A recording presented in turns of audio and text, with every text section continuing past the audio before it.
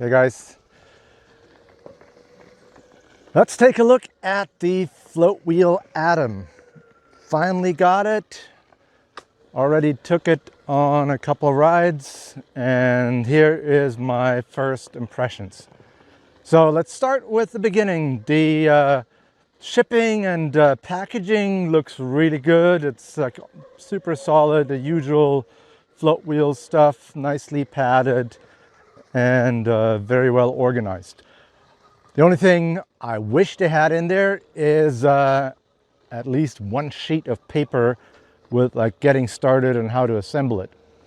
But then you take it out, quality feels really nice, like all the parts feel premium, and yeah, everything fits together super nicely. Like all of the screws go in easily, everything is really nice. Quality control, they forgot to put the vent hole sticker on the controller boxes. So I think all the beta units shipped without that Gore-Tex vent sticker, and I had to put one on myself. Other than that, everything else seems fine. Then the assembly, I wish Tony had published a video on how to do it, because I was struggling figuring it out. Did it wrong at first with the bolts for the motor, and I still don't know what the proper way is, how he would want us to assemble the board. But yeah, I probably took the worst possible path and I destroyed this float wheel. And first beta tester action was to test the fuse on the BMS. It did its job after I clamped down and squished the battery harness. So the whole thing exploded, black smoke came out, and I thought I was done, but then I was like, oh, okay, I guess I can make a new harness. So I made a new battery harness, and the controller still works. The battery was cold, meaning didn't take any damage. And yeah, so it's fine. I had to take the BMS out, so now I'm riding this Commando, no fuse, no BMS. But at least I can keep riding and testing. And I will add a fuse myself, and then hopefully in a week or two I might receive a replacement BMS from Tony. Also, the lights got killed when this happened, so I had no lights. But yep, out of the 5 boards I have in my garage, 5 of them have no working lights. So yeah, that's unfortunate. Now, the motor assembly, it was actually also pretty tricky to fit the axle blocks onto the motor. There's like the screws don't go in super nicely, and it's a little finicky trying to get it to align. I already heard of one guy stripping his threads trying to get the bolts in. Luckily I caught my issues early enough to prevent that. But yeah, so just a video from Tony would be good. And now talking about first impressions, the tire. The tire is way too small.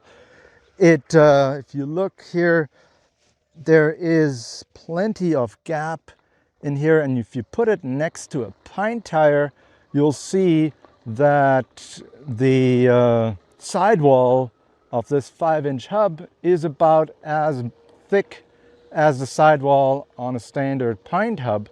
So yeah, definitely a missed opportunity there. I ordered a tire that hopefully will fit, but we'll get to that when I receive it. There are not too many options out there. Definitely not too many good options. There are some Chinese tires, but they often are way too hard and not really great for one-wheeling. So we'll see. And hopefully TFL will develop a pint 5-inch tire soon. But rumor has it that the 555 Enduro might fit. But I think it needs some mods in the plastic for it to not rub. So, yeah. But as you can see, I mean, I'm taking this tire onto Singletracks now. And let me give you this perspective here. Yeah, it works. I mean, to me, it feels about the same as the experience riding a pint in trails. So it doesn't feel worse. I don't particularly like riding pints in trails, but as far as capabilities and limitations is concerned, I would say it's very similar. So once I put a treaded tire on there, it should be even better. But treaded tires for trails are overrated unless you have loose gravel or something. It's pretty amazing what you can get away with a slick. And the tire is very nimble and it's actually really fun to ride. I had it in San Diego at a group ride, and yeah, everyone who tried it was loving it. It's super nimble, it's playful, and obviously with the small size, big chunk is not going to be its friend. But yeah, as you can see here, like, it's definitely okay for negotiating terrain like this. And I suspect because of its fairly narrow contact patch size, it's actually going to do pretty well in the rutted trails that I'm going to be entering now. So yeah, now I have to go take a quick break to look at my script to see what's next.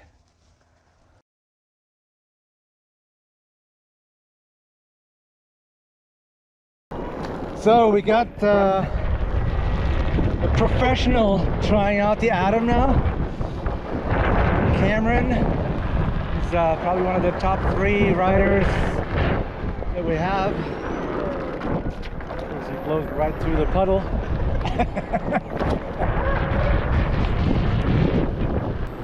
But it has tons of power. It's super surprising. It's definitely more than GTS torque at low speed. And we're at 50% battery. That's crazy. Because the motor definitely is light. Less capable. Like, it has, Tony designed it to be lighter and basically sacrificed some torque and power. Yeah. Basically arguing that GTS doesn't take advantage of it anyway, so you might as well go light on it. Yeah. Yeah, I climbed up that no problem. FM would have stalled a little bit on that little nudge. Yeah. So I didn't tune the ATR yet on this right now. Here, if you set it to 1.2 for the downhill, I mean, this is not the configuration it ships with, but yeah, if you do up 1.3 and down 1.2, then this downhill right here you can do without tail dragging. So I came in slow and just did it. I wrote it down, no problem at all. The default configuration that ships with this board is very tail draggy. But yeah, no clearance. So. Yeah, exactly, no clearance. But it's also very soft. I don't know what he did, why he did that. But trying to make it feel like a pint. If you go down this now, you'll see.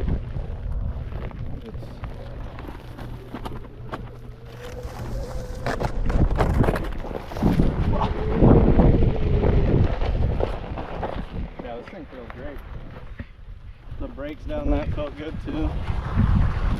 The slick's a little scary on the dirt, but it is, but it does better than you think. Yeah, I mean, mild,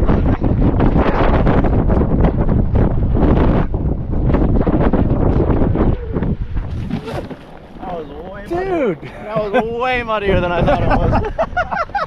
I thought that was There was dry. a bridge and you're like, no, why did I go through the mud?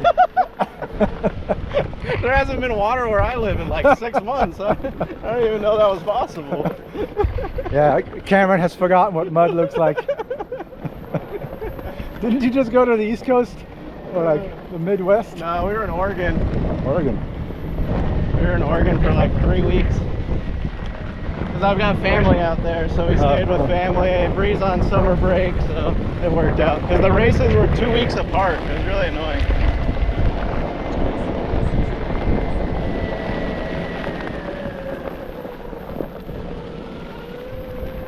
I accidentally locked my phone. Oh, I hate when I do that.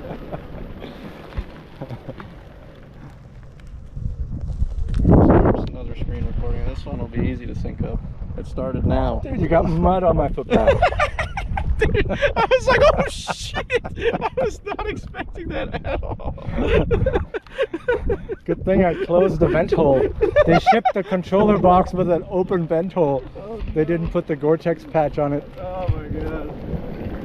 Yeah, I forgot that before. Is that your track? Yeah, that like You can see the unnatural looking narrow. contact map is so small. Yeah.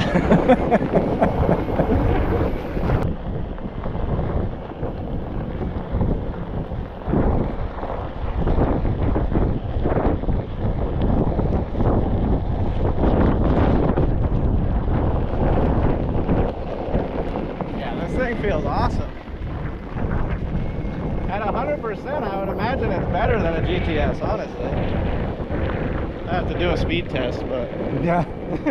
So that was interesting. By default, it shipped with 0 field weakening. Oh, really? Dude, that was ballsy. Let's go down here. Hi guys. Hello. Gotta test the 5-inch. Yeah, so I recorded this. I went out here to ride. I recorded this video, and then I stopped because I wanted to look at my script, but I still needed to sing. And then I forgot to turn the Insta360 back on. Like, dude, like I did a whole ride, and it went really well, and it like all went to waste. Oh my god.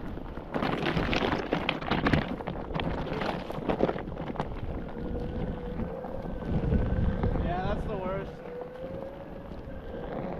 I'm so bad at this.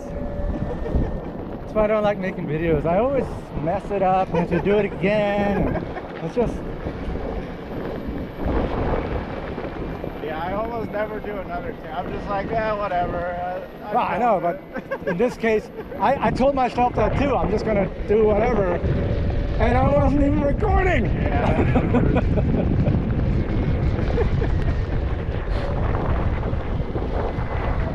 But yeah, I mean, the power is so impressive. I was expecting it to feel like a limp noodle because he made the motor lighter. But the Cannon Core is the torquiest feeling motor, so it makes sense. He's good at the motor design.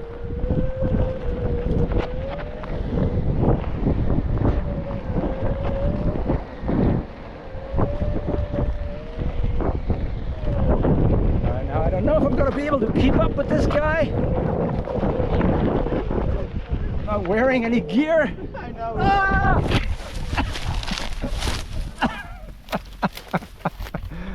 All right, that failed. That was scary. I jinxed it when I said it. Orange County trails are way harder than they look on video, guys.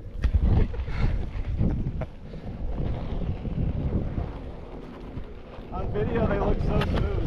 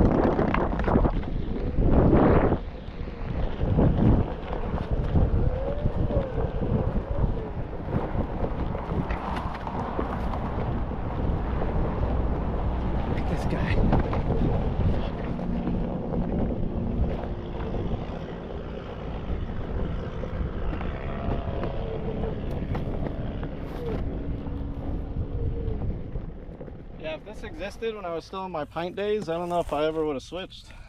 This thing's sick. I can't believe how good it feels. I was not expecting the motor to feel this good. I locked my phone again. Oh my goodness. Yeah, I did not expect to be able to ride through this whole trail. Yeah, I'm only at with 59C. Uh-huh. Yeah. Yeah, I got it to 75 doing the first and the second single track and back, and I didn't take any breaks. Yeah, it doesn't seem worse than Hypercore, which is what I would have expected. But yeah, you're right. You're right. It's pretty on par with Hypercore. We could do a side-by-side test against a stock pint. We have an 80. I have a pint V. You do it? Okay, we have a pint So the pint V can make it up the Torture Hill. Yeah. And yeah, we should do that. Cool. Yeah, let's ride to the end of this first single track and then turn around.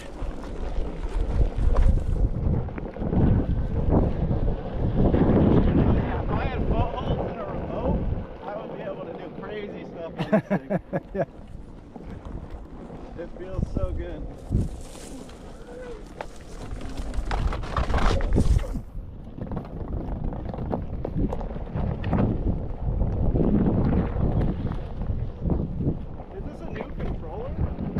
No, that's the same old V-Kit controller.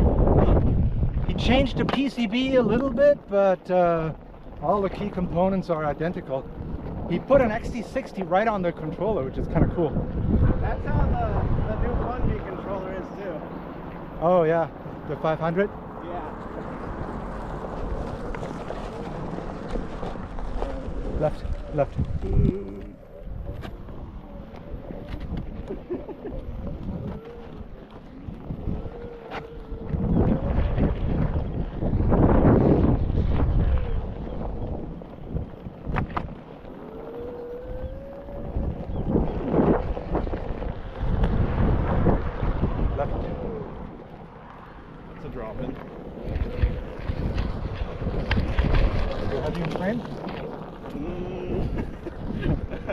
You like this? Probably. Yeah.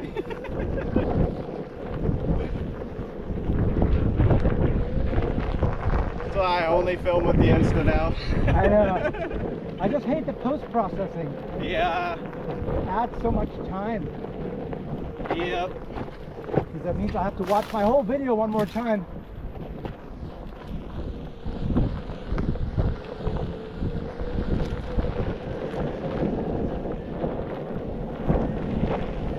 Yeah, my longer videos, I just do the auto track and just let it track the entire Yeah, that's video. what I did today, too.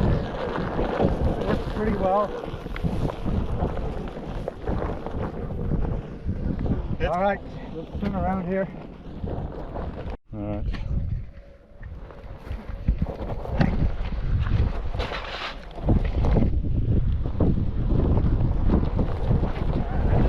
One more thing about the out-of-box experience is that the configuration had a lot of errors, more than I would have expected from Tony. So, oh yeah, also here the tail dragging is mainly due to the low clearance of the board, because the tire is so small. It's just a not well proportioned board compared to what I'm used to. Because when I get slowly into the downhills, like here, then it does just fine, because the ATR has time to adjust. But if you go down a quick little drop, then it's very quick to drag its tail, because that happens before ATR has any chance to kick in. But when you do give it a chance to kick in, it works nicely. And these trails here are not easy climbs. It's doing it just fine. So yeah, that works great. Now, back to the configuration. There's a whole bunch of problems with the configuration. I'm not gonna go and list each one of them. I'm tired of making videos like that. I don't feel it's my job to tell everyone what to do, so just go and check out the Discord, the Floatwheel Discord, where those issues will be posted and the solutions to it. One thing I want to point out is the firmware. So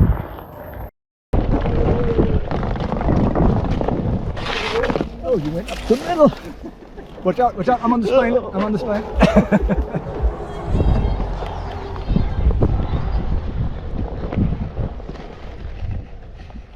Oh my god, it's so light. Now it's nice that it's light whenever you screw up. You're like, ooh, this is so cool. I could have rode up, but I was just like, I'll just carry it. It's so light, it's crazy. It's lighter than a pint, right? It is, yeah. It's only 22 pounds. Crazy. And what's a pint? 26, 27? Oh, 24. Oh, like a stock pint. Yeah, yeah, not Pint X. 27. That's right, Pint X is 27. And this is the Pint X form factor. It's got the thick tail. Bigger battery storage even. Yeah, it's got more range. It's got 20% more than a Pint X. Tony chose to take a risk here with a 100-volt controller, which is normally considered a 20S controller, and put a 22S battery into it. And by default, the ADV200 firmware, the way it is written, it limits voltage to 95, meaning if you hit 95 volts, it will report a VESC fault, meaning it will cut power. And obviously that's not good when you're going downhill or braking on a full charge. So Tony insists that there is headroom in the hardware and that it can handle the occasional spike. So I made firmware that goes up to 99 volts, which gives the firmware all the headroom it needs to handle spikes. But now the hardware is more exposed. More easily. And then same with like the 5-inch high speed, probably about the same as that too. I expected it to be weaker. Oh, you made it. I got stuck in that spot on the Atom.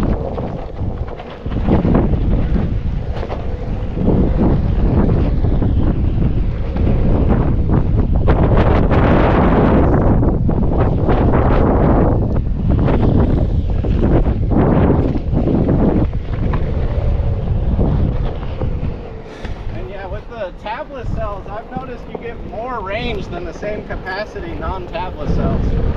You do, because you can actually still ride it at 10% charge. That too, yeah. Right, so you actually... Just in general though, oh yeah, because... the P50Bs fall a lot faster. Yeah. No, I mean, it's also because the watt-hour ratings are at very low amp draw. Yeah, it's like big range. Exactly, like that's like the Energizer Bunny type of test. When like you have very little current, and that's how they measure the range. Whereas the tablet cells like this RS50, they keep their capacity even at higher discharge.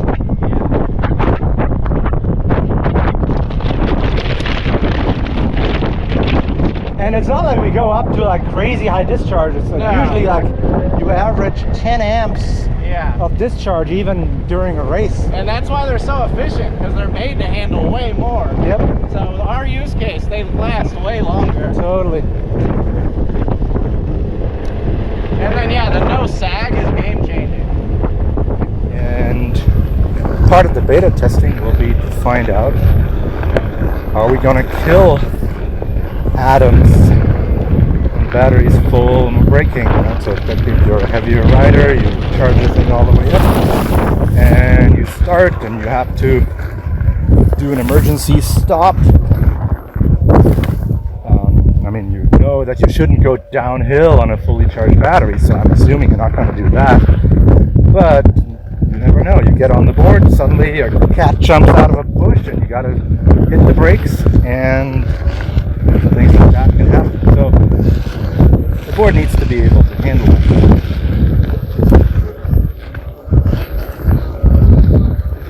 But yeah, we'll be testing that. Find out soon. Here is a very steep section that's coming up, where if I go slow, ATR should avoid tail drags. Yep. And now steep uphill, whoop, scratch, and we got it. No problem at all. What are the motor temps? So yeah, the motor is intentionally designed to be basically optimized for weight and size, so it is weaker, and the question is, how well will it do? Obviously this board is not designed to be a trail crusher. If that's what you're buying it for, you made the wrong choice. But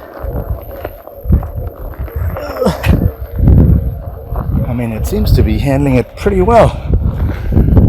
And I'm gonna take it on my torture hill eventually. I don't expect it to do well, but at least the board has the torque to take me up the hill, which can't be said for XR Classic or GT.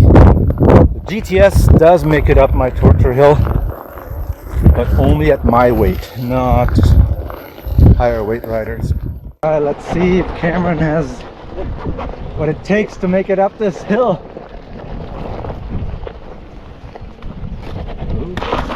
Almost.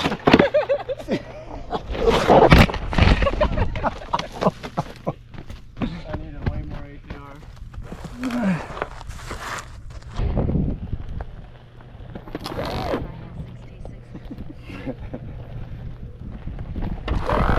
Softening the rubber a little. I'm just purposely cutting it out to see what it feels like. It really isn't that weak. I'm surprised.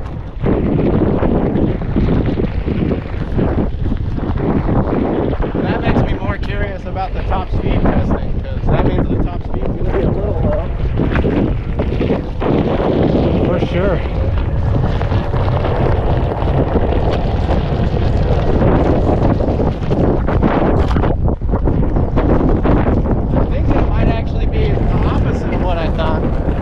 I think it might have more torque than the GTS and less top speed.